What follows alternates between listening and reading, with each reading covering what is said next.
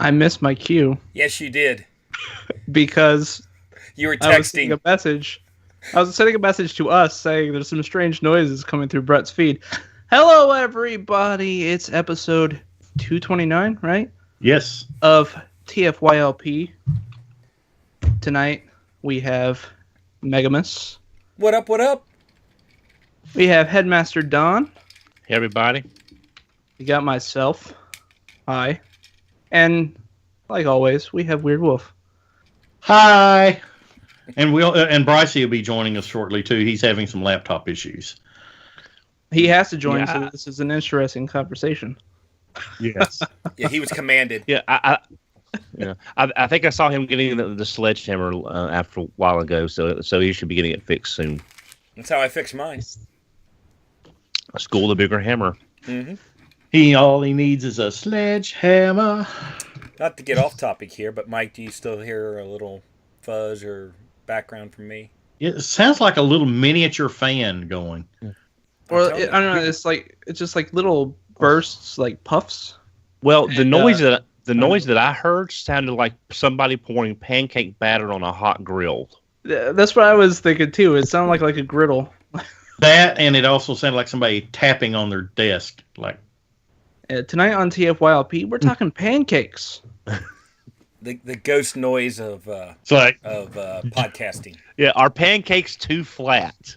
Do you like pancakes? Do you like whipped cream? Are you a pancake Why don't or you a just waffle pancake your ass right on over guy? here? Wait a minute. This is actually a really interesting conversation. Are you a pancake lover or a waffle lover? They're the same thing, just different shapes. I love waffles. Well, no, that's Waffles not true. taste different than pancakes. A waffle has a crispy outside, where a pancake is Fluffy. Well, depending on how you crispy. fix a pancake can have a crispy outside. I would kill for a Waffle House waffle. but it's not right now. necessarily. Here, I'm going to say answer right that. now, we can do the Rumble is blue and then Frenzy is red or whatever debate all day long, but you're not going to win on the pancake waffle debate. It's not going to happen. Okay, You know regular waffle versus Belgian waffle. I like the Belgian. Gotta go with the Belgian. You got to go Belgium. Yeah, I'm just. Yeah. But on your thing though, Don, the thing about Waffle House, I don't know about the Waffle Houses in your area, but around here, all they did away with the blueberry. All they have is peanut butter, pecan, and chocolate chip. And I'm like, I'm like, your name is Waffle House. You should have like 20 different varieties of waffles. Yeah, but if you Here's don't the go thing. there for the covered and smothered, there's something wrong with you. Here's my thing. In my town, we don't even have one. What's the other one called? I have to Huddle drive House. 40. You Yeah, have a Huddle House. my closest Waffle House is about an hour in any given direction. What? Yes. There's 2 in my town. There's plenty around here. Yeah. But if you go down south of here, they turn into Huddle House. Oh no, they're entirely different franchises. Yeah. They Different taste the chains. same? They might, but they're entirely different franchises. Are they? Okay. And and as Jack just pointed out on the YouTube chat, this is now pancakes for your listening pleasure. Yes. Hey, TFYLP. I've heard worse ideas. I'm going to start off, unfortunately, with some sad news. This is for all the fans. The news just broke a little while ago, and I'm going to probably mispronounce this gentleman's last name. I probably want to just slay it. But Dick Gautier, who we all know as Jaime from Get Smart, Yes. the robot from Get Smart, he was also a Broadway actor. But we know him best as Rodimus Prime from season 3 and 4 of Transformers, passed away today at 85.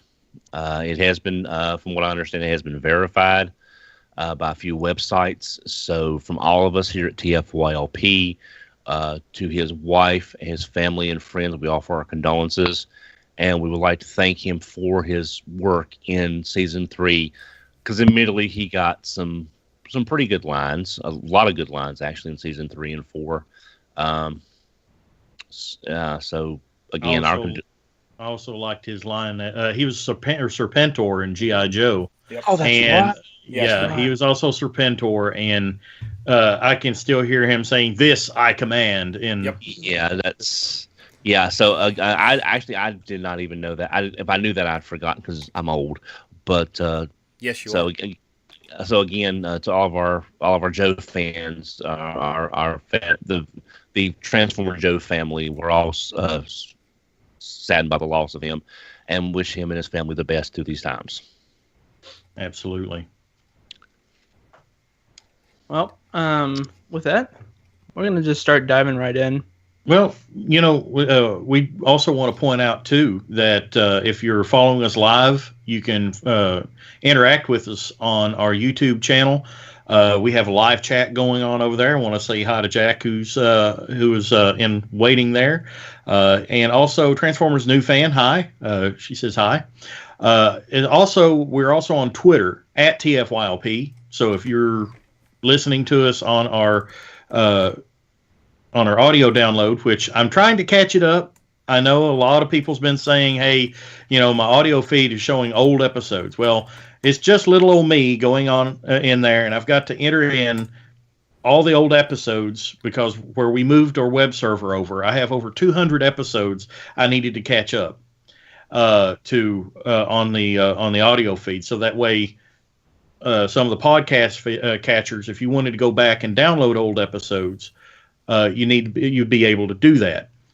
So I'm going in chronological order, and it takes about 10 minutes, 5 to 10 minutes per episode for me to manually add them into the database because I got to add in the file, I got to add in the information, all that stuff, and it's taking time. But right now I'm kind of out of work right now, so I've been working on it. I added about 25 to 30 episodes the other day, so those of you who are looking at the podcast catchers and said, whoa, TFYLP added 30 new episodes. That's what's going on. I still got about 100 episodes to go, 75 to 100 episodes to go. So I still have a ways to go. But they will eventually be caught up and will be current. But in the meantime, you can watch or listen to us here on our YouTube channel, as always. And also check us out on our Patreon page at patreon.com/TFYLP. If you're a fan of what we do, and we thank those of you who have already begun to contribute to our little endeavor here. Help us continue, help us cover server fees, upgrading stuff. I've used a little of it to get a pop filter for my microphone. That helps. And we're also getting new software. It's just going to be, a gradual thing. And we need your help because we can't do it ourselves. It gets expensive. Yeah. I want to thank everybody for doing that. Every little bit helps. Absolutely. Yeah. And also our sponsors. Brett, you want to do those? I do the short version. CapturePrey.com, Megatoy fan. Go find stuff. Buy. Yes, lots of cool stuff. Oh, that was not exciting and informative. Yes, I can't do that. I don't know. That's it. That's all you get from me. I'm short and sweet. All right. It's like you like toys. You like new toys. Go to Captured Prey. If you like old toys, go to Megatoy Fan. Hey, I have a testimony from Megatoy Fan. If you mention one of your holy grails around Brett, he might just pull it out and say, I'll sell it to you. Because the toy that is. Yeah, over here. Exactly. Yeah, that didn't sound right there, Mike. I mean, yeah. I'm just saying. Hey, just saying. You never know. All right, but okay, back there is a just triple remember, deckus. I'm easy, but I'm not cheap. Back there is a triple deckus that if anyone remembers of the last show we had of 2016, I mentioned it, and right after the show, we made a deal, and it's now in my collection. And right. I love it. It's amazing. Okay, my holy grail is the holy grail, just like Indiana Jones 3. Go. Well, I can make one. I saw the movie. Or if somebody says that your holy grail is Monty Python, they might send you a pair of coconuts. I might just send you the movie. I hope not, because I might just send you the Monty Python. And now you're going to get coconuts and Cheetos. Yeah, yeah, and then I'll drink from the grill and I'll dissolve like a bad person. But you know, I want to preface. Mike, you go ahead and kick off our discussion. I've got a preface for it, but all right. So it's come to our attention, and it's come to our attention that there are some people in the fandom who do or don't know how Beast Wars ties in to G1, and some people who refute it entirely. But we've seen a few threads popping up recently, especially with the advent of MP32, that's Optimus Primal, that people not quite sure how Beast Wars fits into the G1 continuity, and it's been a long time. There are a lot of new fans, and so we're going to educate, discuss, when Bryce gets here, argue. Well, and we're going to connect the dots, as it were. Right. Yeah. The other thing I want to say is interact with us and school us as well. So, you know, we don't know it all. So if you guys know the topic, jump in, please. Plus, with Masterpiece Primal having just come out and just ready to come out, gee, Takara, that was fast. You know, people may be saying, why is this ape in my Masterpiece line? Well, we're going to explain that to you. Well, we might even go as far as to say why it is recolored. Exactly. Well, there's that too. Right. And exactly. And there still needs to be 3 more recolors at the most, or at the least. Don't burning. Burning. Yeah, and clear. Takara do a recolor? No, that'll never happen. The only one that I see as a stretch would be Universe, but they could do it. Yeah, that's the best. That's the last one. That's a stretch. That's a big stretch. You have to have burning and clear. I'll be on board for burning.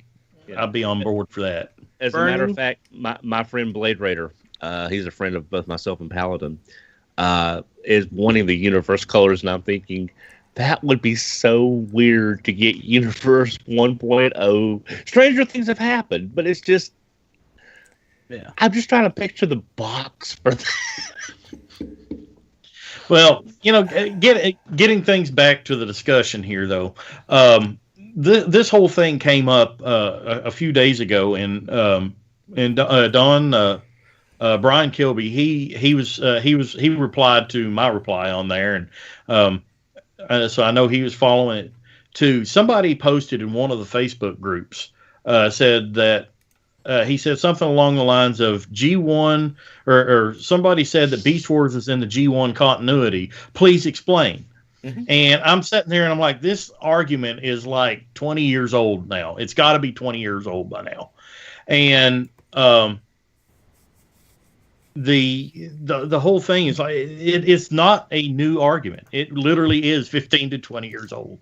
If you've been on the internet, people have talked about, you know, how Beast Wars ties in. We know that today's continuities don't really fit in with G1 and everything, but back in the day, up all the way through Beast Machines, it is arguably connected to the original G1 Transformers. And we're going to talk a little bit about why.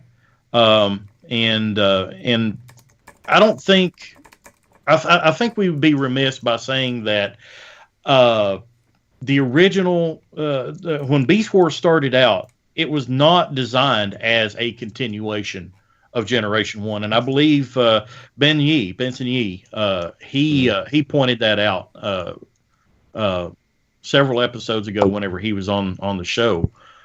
He began doing a letter, a conversation with one of the writers, and he was being consulted on it. And apparently the writers, Larry DiTilio and Bob Forward, were not entirely aware of the original Transformers. Anybody remember anything of that? I wish we could have had Ben on here tonight. Yeah. So when they first launched, I think I watched some of the special features on some of the DVDs that were released for season 1. And when they first launched Beast Wars,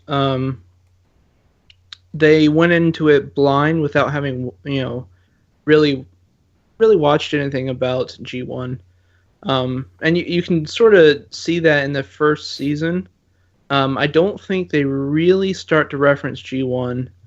The first big reference to G1 is in, I think, episode 21 or 22, which is Possession, which is when Starscream shows up. But at the start, it was Transformers, but it was very much its own thing. Which, I think that's a good thing too. It allowed it to become its own